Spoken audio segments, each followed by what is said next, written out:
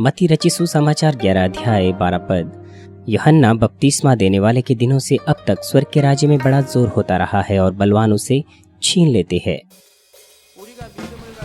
क्या कारण है कि हम विश्वास करते हैं और एक मसीह जीवन जीते हैं? वह उद्धार प्राप्त करने के लिए है और स्वर्ग राज्य में प्रवेश करने के लिए है। मत्ती 11 अध्याय 12 पद कहता है, यूहन्ना बपतिस्मा देने वाले के दिनों से अब तक स्वर्ग के राज्य में जोर होता रहा है और बलवान उसे छीन लेते हैं। कौन है वो बलवान जो इसे छीन लेते हैं? जिस सीमा तक आपका विश्वास इस प्रकार से बढ़ता है, आपके पास बेहतर स्वर्गीय निवास स्थानों में जाने की योग्यता होगी। यह है स्वर्ग राज्य को बलपूर्वक छीन लेने का अर्थ।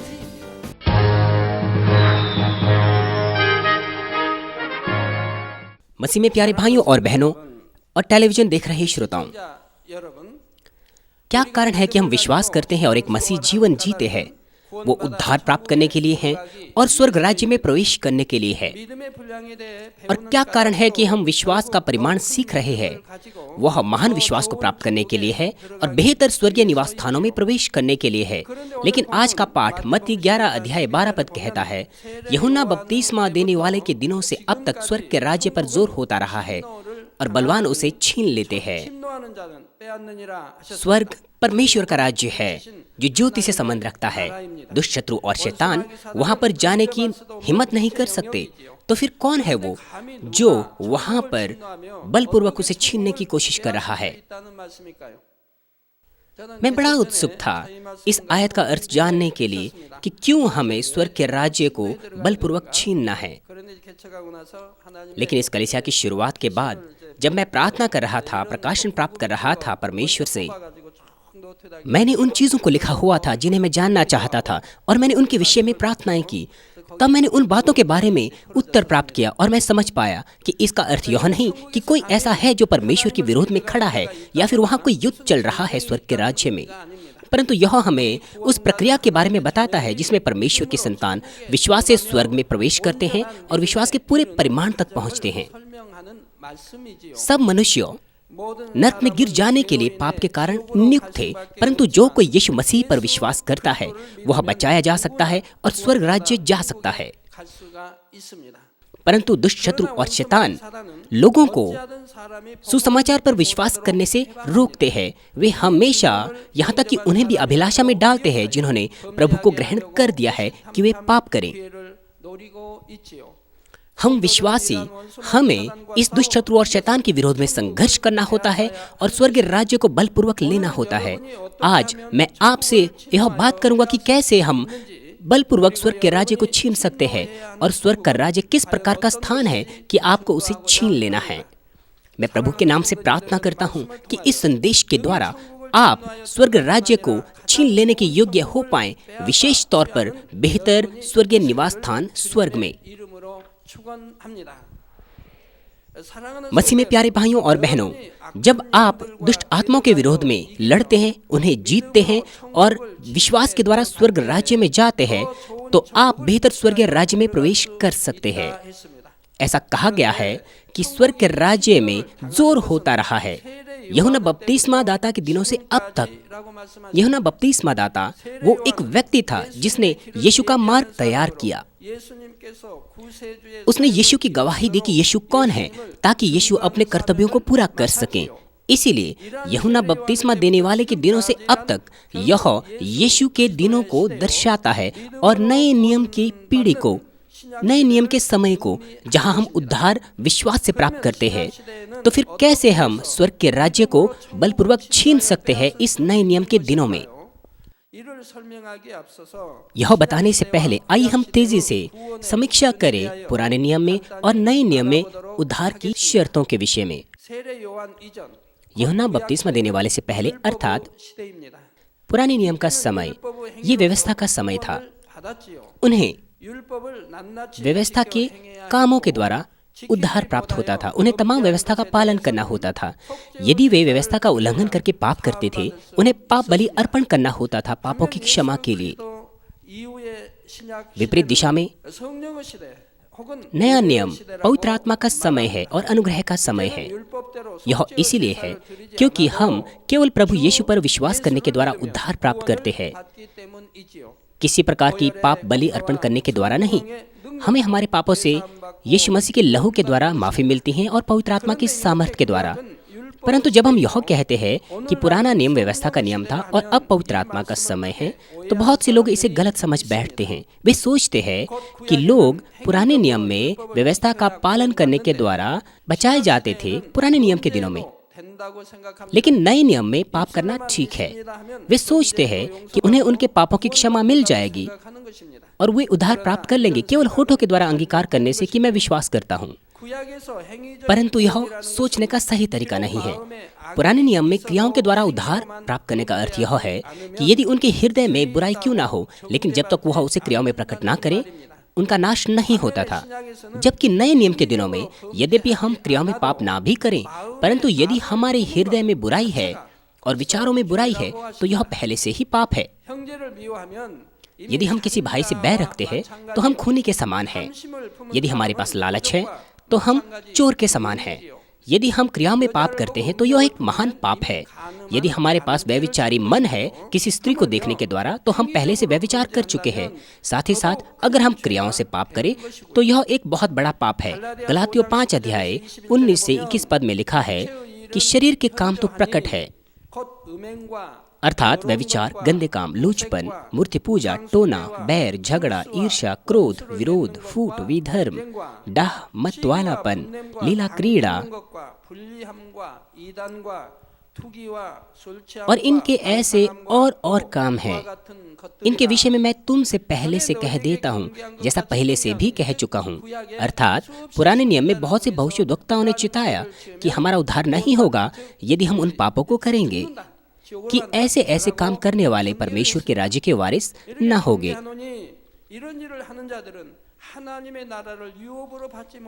यदि आप स्वर्ग नहीं जाएंगे, अर्थात आप नरक जाएंगे। वे जो शरीर के काम करते हैं, अर्थात वो जो क्रियाओं में पाप करते हैं, वे स्वर्ग के राज्य के वारिस नहीं होंगे। और गलातियों के अलावा बाइबल में ऐसे बहुत से हिस्से हैं जो हमें चिताते हैं कि वो जो पाप करते हैं उनका परमेश्वर से कोई लेना देना नहीं है। हमारे लिए परमेश्वर की इच्छा जो आज जीवित है वो ये है कि हमें ना केवल अपनी क्रियाओं के पापों को दूर करना है, वरन अपने हृदय से बुराई को भी दूर करना है। तो फिर नए नियम के लोगों के लिए उद्धार पाना क्या ज्यादा मुश्किल है उनकी बजाय जो पुराने नियम के दिनों में थे? ऐसा नहीं है। पुराने नियम के दिनों में उन्हें अपनी योग्यता और प्रयासों से व्यवस्था का पालन करना होता था, लेकिन नए नियम के दिनों में हम पापों को दूर कर सकते हैं अपनी ताकत के द्वारा नहीं, वरन पवित्र आत्मा की सामर्थ्य के द्वारा। रोमियो 10 अध्याय 10 पद कहता है, क्योंकि धार्मिकता के लिए मन से विश्वास किया जाता है और उद्धार के लिए मुंह से अंगीकार किया जाता है। वे जो वास्तविकता में अपने हृदय में विश्वास करते हैं, निश्चित तौर पर व्यवस्था का वे पालन करेंगे। यदि हम विश्वास करते हैं कि परमेश्वर हमारा पिता है और यीशु ने हमारे लिए हमारे पापों के लिए क्रूस उठाया, स्वाभाविक तौर पर हम पापों को दूर करने की कोशिश करेंगे। मेरे बड़े भाई हमेशा इस सभा में उपस्थित होते हैं, लेकिन जो भी है उन्हें शराब पीना बहुत पसंद था। उन्हें उससे प्रेम था, परंतु मैं उनसे भी कहीं ज्यादा शराब पीना पसंद करता था। वास्तविकता में हम एक दूसरे के साथ कोई प्रतियोगिता नहीं करते थे, लेकिन मैं सोचता हूँ मैं ज्यादा पीता था। लेकिन चंगा होने के बाद और प्रभु को ग्रहण करने के बाद जल्दी ही एक जागृति सभा में जब मुझे पता चला कि शराब पीना पाप है, तो मैंने शराब पीना और धूम्रपान करना उन जागृति सभाओं के दौरान छोड़ दिया। मैंने पूरी तरह से उन्हें छोड़ दिया। और फिर मेरे बड़े भाई, उन्होंने मुझे एक जन्मदिन की पार्टी में आमंत्रित किया और वे मुझे कुछ शराब दे रहे थे, लेकिन मैंने किसी शराब को ग्रहण नहीं किया और ना ही मैंने उनके लिए उंडेला। सबसे पहले तो उन्हें पसंद नहीं आया, वे निराश हो गए क्योंकि मैंने उन्हें शराब नहीं दी। हमें एक दूसरे के साथ शराब पीना बहुत पसंद था, लेकिन क्योंकि मैंने पूरी तरह से शराब पीना छोड़ दिया, इसलिए उन्हें पसंद नहीं आया। ये लगभग 30 वर्ष पहले की बात है। जी हाँ, यदि आप परमेश्वर में विश्वास करते हैं, आप निश्चित तौर पर उसे छोड़ देंगे। आप उन चीज़ों को छोड़ देंगे जिसे परमेश्वर नापसंद करता है। आपको व्यवस्था को केवल सुनना और ज्ञान के तौर पर नहीं रखना चाहिए। आपको अवश्य ही क्रूस में पाए जाने वाले प्रेम को विश्वास करना चाहिए और व्यवस्था का अभ्यास करना चाहिए धर्मी जन बनने के लिए जो परमेश्वर को प्रसन्न करते हैं। तो फिर वो जो बुराई करते थे वे भले बनेंगे और जो चोरी करते थे या चुराते थे वे ईमानदार बन जाएंगे। परमेश्वर पर विश्वास करने से पहले मैं बहुत सालों तक बीमार था और मेरी पत्नी मानमिन प्रेयर सेंटर प्रेसिडेंट वो अपने भाई बहनों से उधार लिया करती थी। उन्होंने हमेशा से उधार लिया क्योंकि मैं बीमार था। परंतु हमने परमेश्वर को ग्रहण करने के बाद हमने कभी भी किसी से कोई उधार नहीं लिया, किसी भाई बहनों से नहीं लिया। हमारे ऊपर बहुत सा कर्ज था, लेकिन हमने कभी भी उनसे कभी नहीं कहा कि वो हमें पैसा उधार दें। यदि आप परमेश्वर में विश्वास करते हैं तो हम इस प्रकार से बदल जाने चाहिए। वे जिन्हें गुस्सा आया करता था वे दीन और धीरजवंत बन जाएंगे। यह न केवल अपने आप को शिक्षा या संस्कारों से पापों को ना करने से दूर रखने का स्तर है, परंतु यह हृदय से ही पापमय स्वभाव को दूर करना है और धर्मी बनना है। मनुष्य अपने आप को अपनी योग्यता से नहीं बदल सकता। यह केवल यीशु मसीह के बहुमूल्य लहू के द्वारा और पवित्र आत्मा के सामर्थ्य के द्वारा संभव है जो हमारी मदद करते हैं। उदाहरण के लिए संसारिक लोग उन्हें बहुत मुश्किल लगता है धूम्रपान छोड़ना। वे अपना मन बार बार बनाते हैं कि वे धूम्रपान को छोड़ देंगे, लेकिन फिर से शुरू कर देते हैं। लेकिन जब आप हमारे सदस्यों की गवाही सुनते हैं, यहाँ तक कि वे जिन्हें लत लगी हुई थी धूम्रपान और शराब की, वे शराब को और सिगरेट को छोड़ पाए जब उन्होंने पवित्र आत्मा के कार्य को ग्रहण किया। प्रभु को ग्रहण करने के बाद वे कहते हैं कि वे बड़ी आसानी से छोड़ पाए, क्योंकि परमेश्वर पर विश्वास करने से पहले मैं बीमार था, क्योंकि ऐसा कहा जाता था कि यह स्वास्थ्य के लिए बहुत बुरा है। इसलिए मैंने धूम्रपान छोड़ने की कोशिश की। मैं सिगरेट को फेंक देता था कूड़ेदान में। मैं अपना मन बनाता था कि फिर से नहीं पीऊंगा। मैं अपनी पत्नी को कहता था कि मैं फिर से सिगरेट नहीं पीऊंगा। मैं उन्हें बाहर फेंक देता था कूड़ेदान में। लेकिन यह मुश्किल होता था अपने आप को केवल एक दिन भी बचाए रखना। 2 दिन के लिए तो बहुत ही मुश्किल होता था, और अंत में तीसरे दिन मैं उस कूड़ेदान में ढूंढता था। क्योंकि मैं इतना अमीर नहीं था कि नई सिगरेट फिर से खरीदूं, इसीलिए मैं कूड़ेदान को फिर से ढूंढता था और केवल एक बार फिर से उसे इस्तेमाल करता था। मैं सिगरेट के टुकड़े को न्यूज़पेपर या किसी टिश्यू पेपर से या टॉयलेट पेपर से लपेट लेता था और उसे पीता था। केवल एक बार। लेकिन उसका अंत वहीं नहीं होता था। एक बार जब मैं पीता था तो मैं लगातार ही पीता जाता था। इसलिए ऐसा केवल 3 दिन तक चलता था। परंतु परमेश्वर को ग्रहण करने के बाद, यह जानने के बाद कि यह पाप है, और पाप के बजाय जब मुझे पता चला कि परमेश्वर को यह पसंद नहीं है, मैंने तुरंत अपना मन बनाया और छोड़ दिया। फिर मैं उसे देखना भी नहीं चाहता था। जब हम विश्वास से प्रभु को ग्रहण करते हैं, पापों को दूर करने की कोशिश करते हैं, पवित्र आत्मा के सामर्थ्य हमारे ऊपर आते हैं, ताकि हम न केवल क्रियाओं के पापों को दूर कर पाएं, वरन अपने हृदय ही से पापमय स्वभाव को दूर कर पाएं। इसलिए हमारा हृदय प्रभु के समान शुद्ध और साफ हो जाएगा, क्योंकि हम परमेश्वर से मदद प्राप्त कर सकते हैं। इसलिए विश्वास के द्वारा उद्धार प्राप्त करना और पापों को दूर करना नए नियम के दिनों में बिल्कुल मुश्किल नहीं है। पुराने नियम के दिनों में यीशु मसीह से पहले उन्होंने पवित्र आत्मा नहीं पाया था, इसलिए वे परमेश्वर की मदद से अपने हृदय के पापों को दूर नहीं कर सकते थे। इसलिए वे छीन नहीं सकते थे स्वर्ग के राज्य को। हालांकि मूसा और अब्राहम जैसे लोग प्रभु में विश्वास के द्वारा जो आने वाला था, वे बेहतर स्वर्गीय निवास स्थानों में जा पाए, लेकिन ऐसे भले हृदय के लोगों को ढूंढना बहुत ही कम था। इसीलिए हम ज्यादा आशीषित हैं कि हम नए नियम के समय के दिनों में जी रहे हैं, क्योंकि हम अपने हृदय को पवित्र आत्मा के द्वारा पापों को दूर कर सकते हैं और बेहतर स्वर्गीय निवास स्थानों में जा सकते हैं, हमारे विश्वास के परिमाण के अनुसार। भाई और बहनों, लगभग 2000 वर्ष पहले जब यीशु आया तो अनुग्रह का समय शुरू हो गया, जिसमें लोग विश्वास के द्वारा उद्धार प्राप्त करते हैं। परंतु बलपूर्वक स्वर्ग के राज्य को लेना केवल नरक की सजा से छूटकर स्वर्ग के राज्य में जाना नहीं है। स्वर्ग का राज्य अलग अलग स्तरों में बंटा हुआ है और वहाँ पर ऐसे स्थान हैं जो तुलनात्मक तौर पर दूसरे स्थानों से बेहतर है। इसका अर्थ यह है कि हम बेहतर स्वर्गीय निवास स्थानों को छीन रहे हैं और उत्कंठा रख रहे हैं। हालांकि स्वर्ग का सबसे निचला स्थान वो बहुत ही खुशनुमा और इतना सुंदर होगा जो आपकी कल्पनाओं से परे है। वहाँ कोई पाप, कोई दुख, दर्द और मृत्यु नहीं है। यह कभी नहीं बदलता, ना नाश होता है, और यह केवल प्रेम, शांति और आनंद से भरा हुआ है। आपके कुछ ऐसे माता पिता हैं जो अपनी मृत्यु से केवल कुछ क्षणों पहले स्वर्ग राज्य में यात्रा करते हैं और वापस आने के बाद वे अपने बच्चों को कहते हैं या दूसरे परिवार के सदस्यों को कि उन्हें एक अच्छा मसीह जीवन जीना चाहिए। बहुत से मामलों में वे या तो स्वर्गलोक या पहले स्वर्ग के राज्य को देखते हैं। वे लंबे हरे हरे बागों को जो अनंतता फैले हुए हैं और बहुत से फूलों के बागों को देखते हैं। उसकी महक बहुत अच्छी होती है। लोग एक दूसरे से बहुत ही दोस्ताना व्यवहार कर रहे होते हैं। वे इन चीज़ों को अपने परिवार के लोगों से कहते हैं और फिर वे तमाम परिवार के सदस्यों से विनती करते हैं कि एक अच्छा मसीह जीवन जीना, और फिर जल्दी ही मर जाते हैं।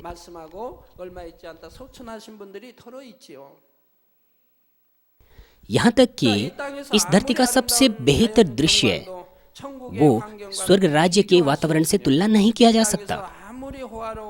यहाँ तक कि सबसे चमकदार महल इस धरती का, उसकी तुलना स्वर्ग के घरों से नहीं की जा सकती। वे जो पहाड़ कुमकांग में जा चुके हैं वो कितना अच्छा है, लेकिन इसकी तुलना भी स्वर्गलोक से नहीं की जा सकती, जो स्वर्ग राज्य में सबसे निचला निवास स्थान है। यहाँ तक कि सबसे सुंदर स्थान इस धरती पर, उसकी तुलना स्वर्गलोक से नहीं की जा सकती।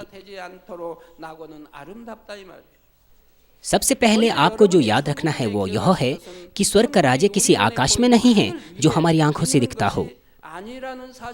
बहुत से लोग इसे गलत समझ बैठते हैं। वे सोचते हैं कि स्वर्ग का राज्य कहीं दूर आकाश में होगा, हो सकता है इस ब्रह्मांड के बाद होगा।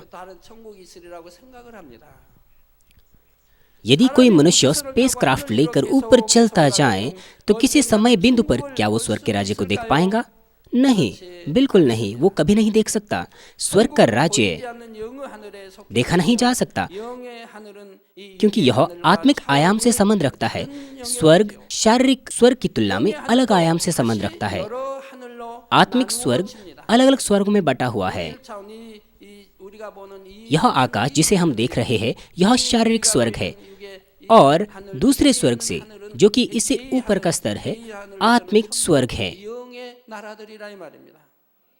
और साथ ही आत्मिक क्षेत्र में स्वर्ग बहुत से हिस्सों में बंटा हुआ है। नहमीया 9:6 में लिखा है, तू ही अकेला यहोवा है, स्वर्ग वरन सबसे ऊंचे स्वर्ग और उसके सब गण और पृथ्वी और जो कुछ उसमें है, समुद्र और जो कुछ उसमें है, सबों को तू ही ने बनाया और सबों की रक्षा तू ही करता है, और स्वर्ग की समस्त सेना तुझी को दंडवत करती है।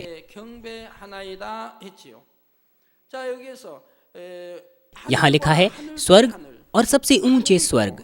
यह बहुमूल्य वचनों में है। वहाँ पर स्वर्ग है, वहाँ पर आकाश है जिसे हम देख सकते हैं, और फिर स्वर्गों के स्वर्ग। इसका मतलब यह है कि एक से कहीं ज्यादा स्वर्ग है। ये स्वर्ग आत्मिक क्षेत्रों से, आत्मिक स्वर्ग से संबंध रखते हैं। इसीलिए इस आयत में आप देख सकते हैं कि कम से कम 3 प्रकार के स्वर्ग यहाँ पर है। और साथ ही पहला राजा 8:27 कहता है, क्या परमेश्वर सचमुच पृथ्वी पर वास करेगा? स्वर्ग में वरन सबसे ऊंचे स्वर्ग में भी तू नहीं समाता, फिर मेरे बनाए हुए इस भवन में क्यों कर समाएगा?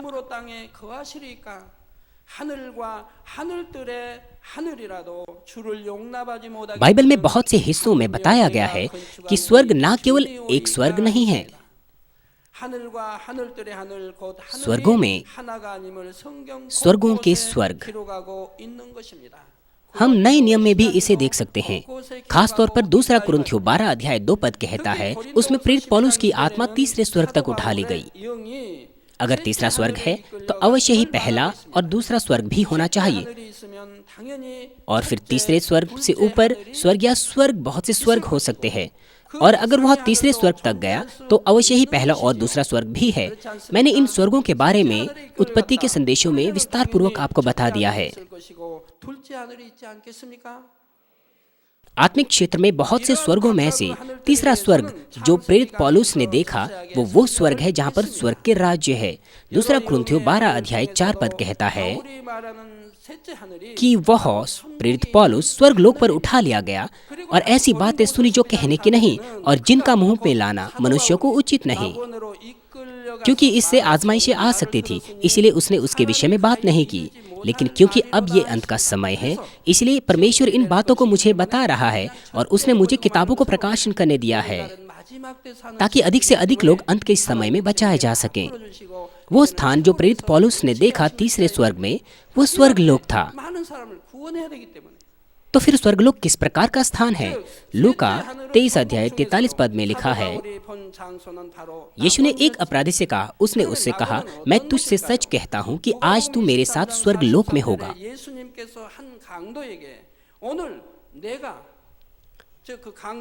इसलिए आपको बाइबल केवल शाब्दिक अर्थ के अनुसार नहीं पढ़ना चाहिए, आपको आत्मिक अर्थ जानना चाहिए। आप इसे कैसे गलत समझेंगे?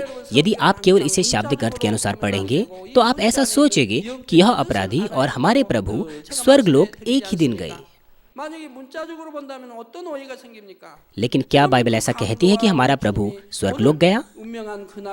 वो कैद में आत्माओं को प्रचार करने गए ऊपरी कब्र में, और तीसरे दिन वह फिर से जी उठा। यह अपराधी यह उसी समय उसी स्थान पर यीशु के साथ क्रूस पर चढ़ाया गया था। क्रूस पर मरने से थोड़े समय पहले उसने प्रभु को ग्रहण किया। अंतिम क्षणों में वह एक अपराधी था, लेकिन तो भी वह एक अच्छा अपराधी था, इसलिए वह प्रभु को ग्रहण कर पाया। उसके पास मुश्किल से उद्धार प्राप्त करने का विश्वास था, क्योंकि वह उसी वक्त मर गया, इसीलिए वह वचनानुसार जीवन नहीं बिता सका, और साथ ही वह परमेश्वर के राज्य के लिए कार्य नहीं कर पाया, इसीलिए उसके पास कोई प्रतिफल नहीं थे। इसलिए स्वर्ग लोक उनके लिए स्थान है जिन्होंने केवल प्रभु को ग्रहण किया है और केवल इतना विश्वास पाया है इस अपराधी के समान जिनका उद्धार हो सके। जब मैं आपको विस्तार पूर्वक बताऊंगा, यह उनके लिए स्थान है जो पहले विश्वास के स्तर पर है। यह स्वर्ग के राज्य का सबसे निचला स्तर है। हालांकि मैं ये नहीं कह रहा कि वहां पर बहुत से स्वर्ग के राज्य हैं, लेकिन स्वर्ग के राज्य में वहां पर स्वर्ग लोक पहला स्वर्ग का राज्य, दूसरा स्वर्ग का राज्य और इस तरह से है। यीशु ने कहा कि तू मेरे साथ स्वर्ग लोक में होगा, लेकिन इसका अर्थ यह नहीं कि यीशु का निवास स्थान स्वर्ग लोक में है। यीशु न केवल स्वर्ग लोक का वरन पूरे स्वर्गीय राज्य का स्वामी है। इसलिए यह वक्तव्य का अर्थ यह है कि वह अपराधी स्वर्ग लोक जाएगा जहां पर वह स्वर्ग के राज्य में होगा प्रभु के साथ।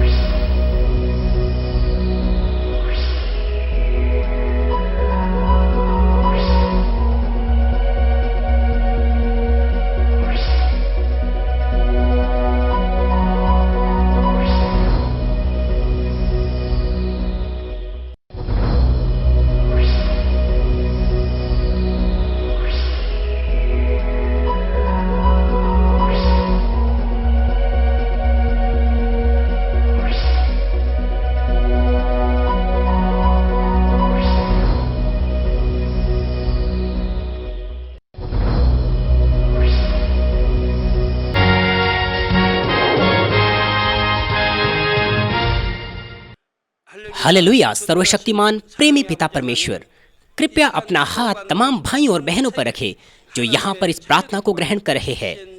उनके हृदय में विश्वास को बोइए और उनके नकारात्मक विचार और शक को दूर कीजिए। तमाम क्लेश और आजमाइशें उन्हें छोड़ के चले जाएं। पवित्र आत्मा की आग के द्वारा सिर से लेकर पैर तक उनके तमाम बीमार और दर्द भरे अंगों को जला दीजिए। यीशु मसीह के नाम से मैं आज्ञा देता हूँ, शत्रु दुष्ट और शैतान, तमाम बीमारियां, रोगाणु, विषाणु और निर्बलताएं दूर हो। ज्योति उन पर चमके। उनके तमाम असाध्य और अंतकारी रोग पवित्र आत्मा की आग के द्वारा झुलसा दीजिए। तमाम प्रकार की महामारियां, मलेरिया सहित जला दीजिए। तमाम संक्रामक रोग, जुकाम, बुखार उनसे दूर हो। पिता उन्हें तमाम प्रकार के रोगाणुओं और विषाणुओं से सुरक्षा दीजिए।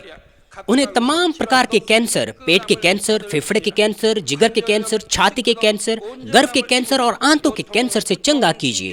और तमाम दूसरी बीमारियां जैसे कि एड्स, ल्यूकेमिया, दिमागी रक्तघात, उच्च रक्तचाप, धीमा रक्तचाप, हृदय के रोग, फेफड़े के रोग, स्त्री रोग, थायराइड के रोग और तमाम सूजन और जलन दूर हो। पोलियो, लकवा, गठिया और आंत के रोगों से वे चंगे हो जाएं। तमाम प्रकार के दर्द उनसे दूर हो। पीठ दर्द, सिर दर्द और मानसिक दर्द सहित मिर्गी, स्वलीनता, उदासी, तंत्रिका रोग और तमाम दूसरी मानसिक बीमारियों से वे आजाद हो जाए।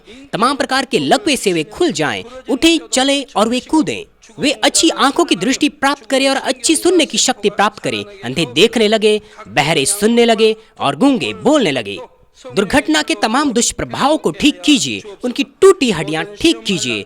उन्हें जलन से ठीक कीजिए। जलन और दहन संवेदना उनसे दूर हो। तमाम प्रकार की नशे की लत से और पदार्थ के इस्तेमाल से साफ हो जाओ। पिता, मृतक कोशिकाओं, उत्तकों और तंत्रिकाओं को फिर से ठीक कीजिए और मृतकों को जिला दीजिए। उन्हें आशीष दीजिए गर्भधारण की। पिता, उन्हें गर्भधारण की आशीष दीजिए। यीशु मसीह के नाम से मैं आज्ञा देता हूँ, शत्रु, दुष्ट और शैतान, हवाओं के शासक, बुरी सेनाएं और उनके दास उनसे दूर हो। बुरी आत्माएं, अशुद्ध आत्माएं, धोखे की आत्माएं, झूठ की आत्माएं, अलग करने वाली आत्माएं और तमाम अंधकार के बल दूर हो। दुष्टता के तमाम बंधन खुल जाएं, उनसे दूर हो, ज्योति आ जाएं। पिता परमेश्वर, उन्हें ताकत दीजिए कि वे प्रार्थनाओं में पुकारें। पापों को दूर करने की उन्हें सामर्थ्य दीजिए और वे पवित्र हो जाएं। वे भले स्वस्थ में बने रहें जब उनका प्राण समृद्ध होता है। उनके परिवारों में भी सुसमाचार का प्रचार किया जाए। उन्हें सुरक्षा दीजिए तमाम प्रकार की दुर्घटनाओं और विपत्तियों से। अपने बच्चों को, उनके घर, कार्यशालाओं और व्यापारों को सुरक्षा दीजिए। पवित्र आत्मा की आग की दीवार से, स्वर्गीय सेना, स्वर्गदूतों और अपनी धधकती आंखों के द्वारा। पिता परमेश्वर, आपका धन्यवाद। सारी महिमा केवल आपको मिले। हमारे प्रभु यीशु मसीह के नाम से मैं प्रार्थना करता हूँ, आमीन। सबसे निचला निवास स्थान स्वर्गलोक है और सबसे ऊंचा नया यरूशलेम है, और इन दोनों के बीच में पहला, दूसरा और तीसरा स्वर्ग का राज्य है। आपका विश्वास का परिमाण निर्धारित करेगा कि कौन से निवास स्थानों में आप प्रवेश करेंगे। जिस सीमा तक आप पाप के विरोध में संघर्ष करते हैं, यहाँ तक कि लहू बहाने के बिंदु तक, और जिस सीमा तक आप अपना हृदय सत्य में बदलते हैं, उसी सीमा तक, जिस सीमा तक आपका विश्वास इस तरह से बढ़ता है, आपके पास योग्यता होगी बेहतर निवास स्थानों में प्रवेश करने की। और यह है अर्थ स्वर्ग के राज्य को छीन लेने का। इसीलिए मत्ती 5:5 कहता है कि धन्य है वे जो नम्र है, क्योंकि वे पृथ्वी के अधिकारी होंगे।